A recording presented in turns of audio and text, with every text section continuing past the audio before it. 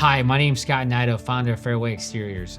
One of the most common questions when I'm meeting with homeowners is how much is this going to cost, right? That's kind of front of mind everyone's mind. And I met with someone recently that basically said, hey, how far can 100 grand get me for an exterior remodel? So first off, that's a fantastic, huge, healthy budget, and it can get you most of the time everything. And if not just about everything, it really depends on what you're looking for.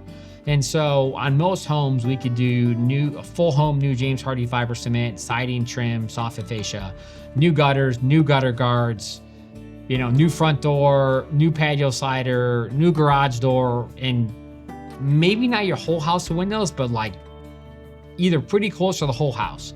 And so it really comes down to it's like when someone says, can I get my dream kitchen for $100,000? You could get almost everyone's dream kitchen for $100,000, but probably not everyone. And it's pretty similar question. If you have a $100,000 budget, overwhelming likelihood that we're gonna get either all of your house done or a significant chunk of your house done, just depending on what exact windows you want and what exact style of siding. But it's very possible to get everything on your wish list done for new exteriors for $100,000.